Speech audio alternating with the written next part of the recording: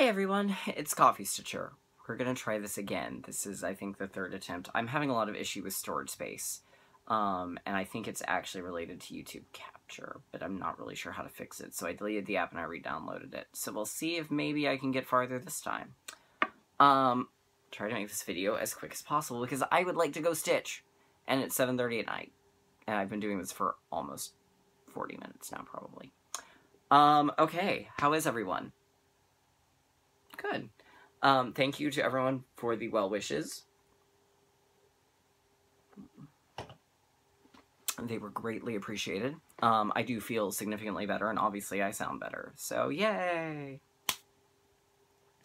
Alright, so first on the docket, we've got just two questions that I'll get answered. We've got some haul, then we've got whips, then we've got a finish, and then we've got Oz. So I'll try to get through all that as easily as I can. You can actually see some of my haul lying there. Great, that was... Okay, well, we'll start with my Just the Threads as my haul. First up, it was all blue and gray themed. It was really pretty. So this is Vineyard Silk Polo Blue. And I actually used this, not this one, I used the brown one, and my postcards Sal.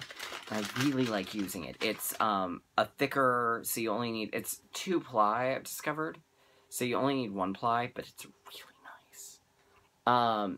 This is a 6-ply silk from Planet Earth Fiber and Frost. We've got a Dinky Dyes. This is Beach Bum. It's a blue, gray, and brown. We've got a Gast in Liberty. We've got the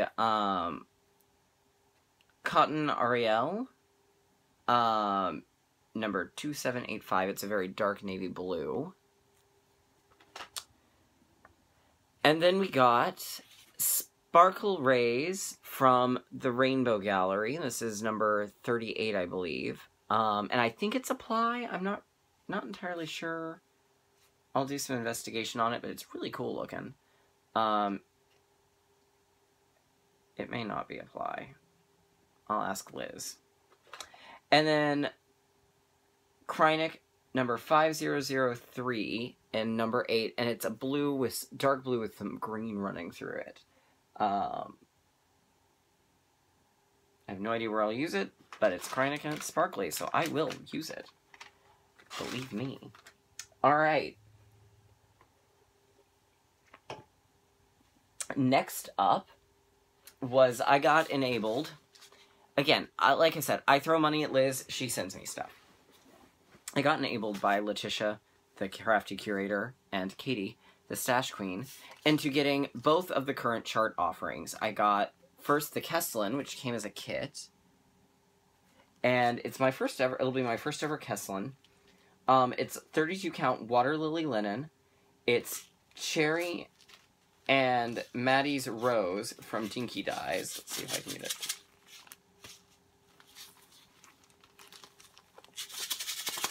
Okay, of course it's not going to come loose, but the thread is in there. Some Mill Hill beads, the chart, obviously. It looks really fun. I like specialty stitches, so I got that. I also got the Northern Expressions chart, because I thought it would be really good to have just sort of a basic, good, like, here's how you do these, and I really like Nicole's instructions. And then my fabric of the month from Lourdes, which is gorgeous. Look at this. Look at this. Look at this beautifulness. It is purple and pink and yellow and blue, and it's called Fairy Whispers, and I just want to frame it. Like, I don't even want to stitch on it. I just want to frame it. It's that beautiful. Not true, I'll stitch on it. I just have to find the perfect thing to do on it. Or things, depending on how big they are. So, that was the haul. The questions this week were pretty short. One was from Laurel Ann, asking if she thought I would ever teach G2 to stitch. He has told me multiple times no, that he has no interest, and I can respect that. I don't necessarily understand it, but I can respect it. And so, therefore, I shall. But that said, no, he really doesn't have any interest. And then another person, I forget who, asked me what the little buttons on my fabric were. And they're needle minders. They're magnets. You put the bottom piece on the bottom side of the fabric and the top piece on the top, and then it holds your needles, which is really handy.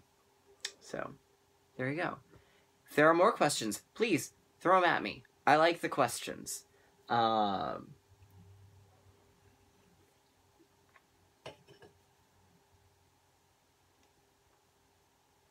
give me questions. Alright. So, I guess we'll do the whip updates. First is Scream House, and I got my one of my 2 roof pieces done. So there we go. I'll do the second roof piece. I don't know, I have to go to the dentist this week, so I'm gonna lose 2 days worth of stitching at lunch, because I have to take 2 half-hour lunches instead of hour lunches. So this may not get finished this week, but there's still a couple more weeks to the month left. So if I really start getting antsy about it, I'll just pull it in and do it one night, because those don't take very long.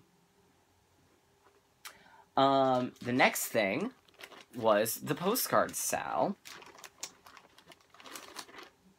And this month it was Paris. Paris, oh the key to your heart. Ooh la la. Actually, it would have been like, Paris holds the key to your heart. Because, you know, Bernadette has a lisp and a slight speech impediment. And she would probably throw her arms out and do this, because that's what she does in all of her songs. So it would be like, Paris. And the fact it's an up-tempo is surprising, because she mostly does the Paris holds the key to my heart. There you go, my commentary on Bernadette Peters. Color-wise, I did my same substitutions from last month. I did change the grass to that Italy green, because I thought the lime green was just too intense on my fabric. I used, again, Italy red in the flag. I used pink azalea in place of carnation, which was $8.92 DMC, and I used Classic Colorworks Heatherly for the upper part of the Eiffel Tower instead of the apricot. And then I did a couple other small changes, but color-wise, that's what I did. So here we go. There they are. My good friend, I really haven't given him a name. So my gondolier, pardon the dog, he's psycho. I don't think we're going to be keeping this one. I think he's going to be a foster dog only. You're probably going to hear my dad come back, too, to kind of pull the dog away. But there's Paris. That's Marius. He's standing outside a cafe. You've got the Louvre Pyramid, the Arc de Triomphe, Notre Dame Cathedral, a cafe sign, which I put a G in. That was Katie's idea, so I stole that from her, which she gave. And then, of course, I did the flag, like the Paris flag.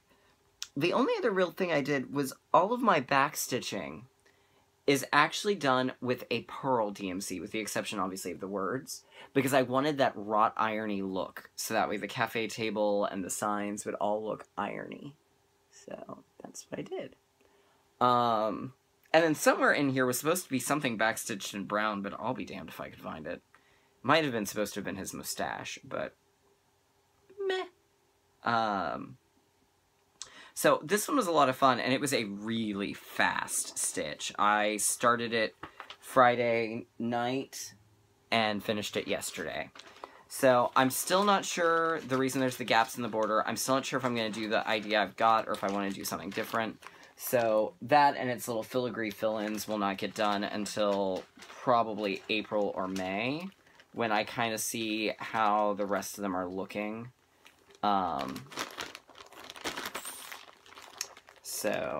But I think my idea is going to work.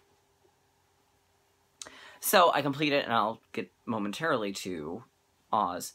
I completed all of my sals so far for the month. So that means... Can you guess? Can you guess? I get a full week on Blue Jeans and Daisies. So I worked on it a little bit last night, and I filled in this ladybug, and I started on this one. So I'm going to do everything I can to get this bottom section all completely done, and as much of this done as possible.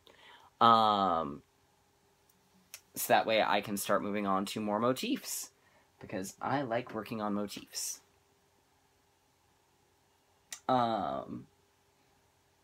So I'm really excited to work on Blue Jeans and Daisies. So that's the plan for the bulk of the week, but next Monday, we are having another one of our Stitchy get-togethers. This time at Katie's LNS. So I've made her come to me twice, so it's only fair that I go up there, but we will be joined by Brian and Kate. And we're going to hit her LNS. I'm really going to try hard not to buy patterns, because I really don't need to buy patterns. But we are going to start on our Home of a Needleworker together. So we will start that. I'm only intending to work on it that day, and then I'll come back for more of it later. But we'll see how well that works out for me.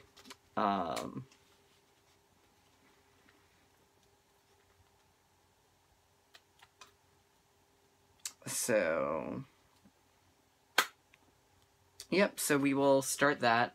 So I'm going to have a big haul video next week, and there is no way around it. So there's that. So what I'm basically going for next week are, again, flosses. And I'm going to throw this out there because I've got an idea that I'm sort of working on. Those who have the memory threads by DMC, and I've got some, so I may do a trial run.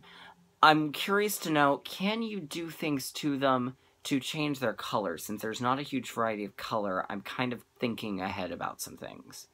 So if anyone knows, hit me back. I'd like to know. Alright, so that's the plans for the week, is Blue Jeans and Daisies.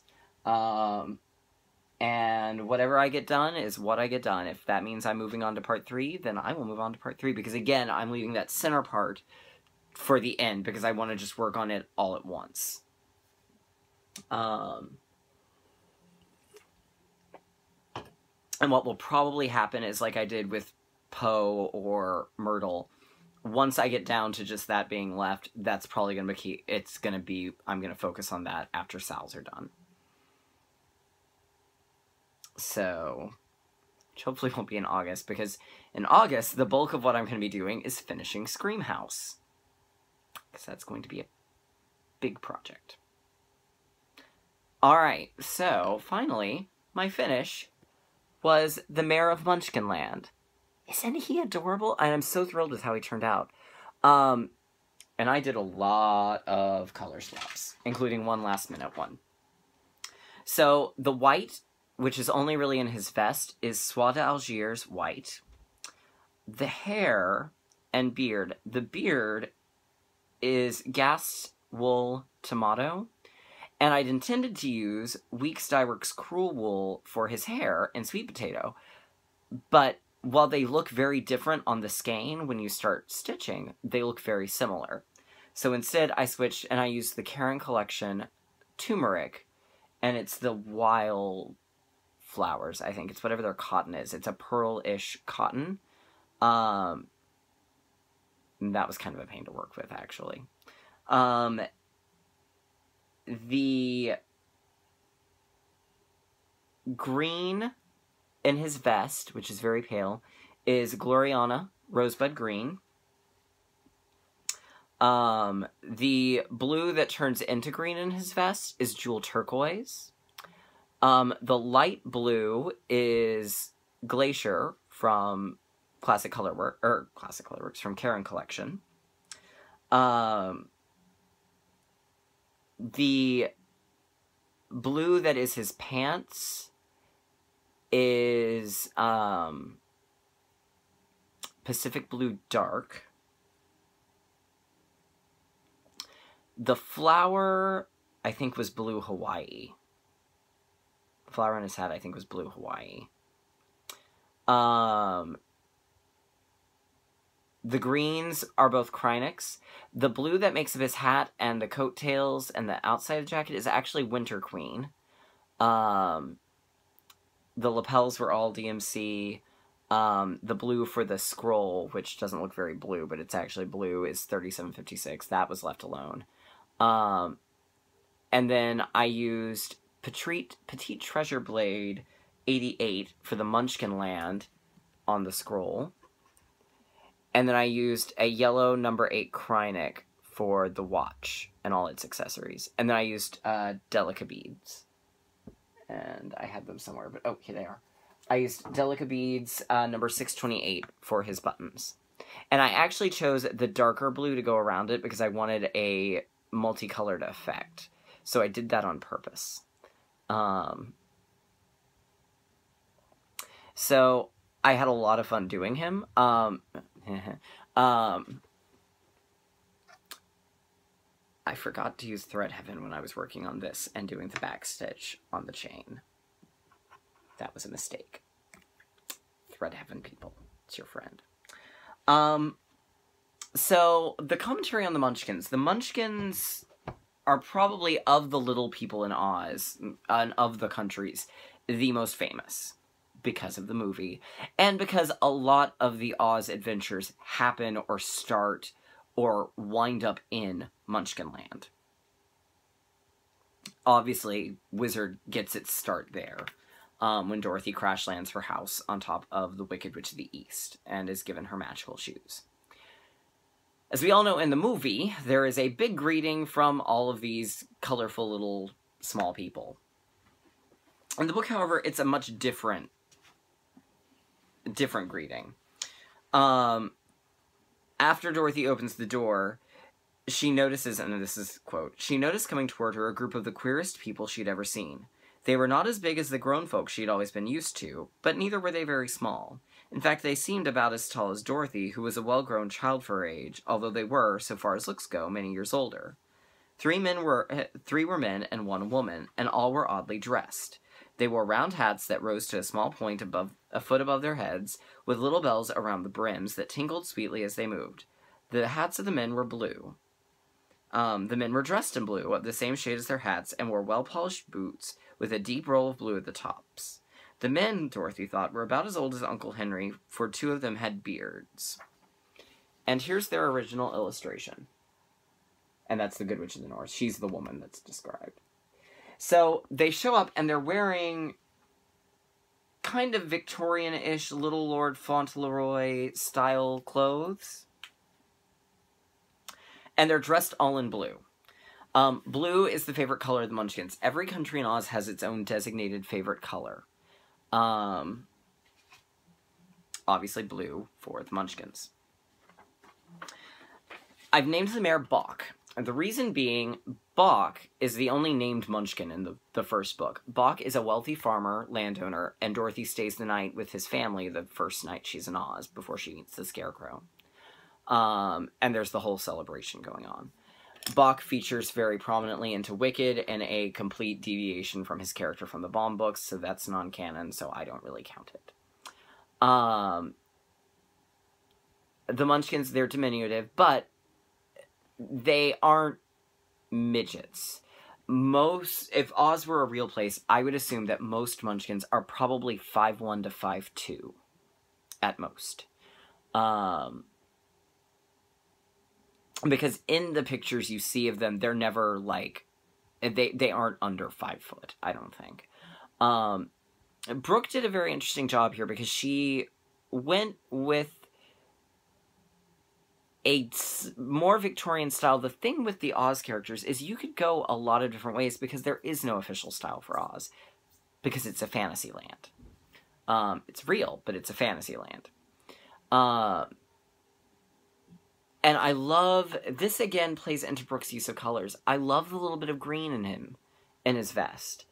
I love that there were shades of blue. Like, I really just picked up the DMC and compared it to what I had in my stash and did the swaps. So the shade colors are all her. I just went, like I said, with what was in my stash. Down to she gets little stitching on the lapels. So they're really fantastically detailed still. And she uses the color so effectively. And I like, again, that it's blue because she went with the books. So the Munchkins feature, again, they feature prominently. There's another Munchkin named Ojo who shows up in the 7th book and kind of hangs around from then on. Bach returns occasionally, but a lot of things happen in Munchkinland because that's where the origin of the story really is Munchkinland. Interestingly, and I've discussed this before, Oz, the color of the country is always the same. How much of that country is that actual color changes very frequently. Some books, everything is that color. In some books, it's, just the clothing and the paint on, like, buildings and fences. Those are all that's that color. So it's interesting to see what changes to serve the author's intent at the time. So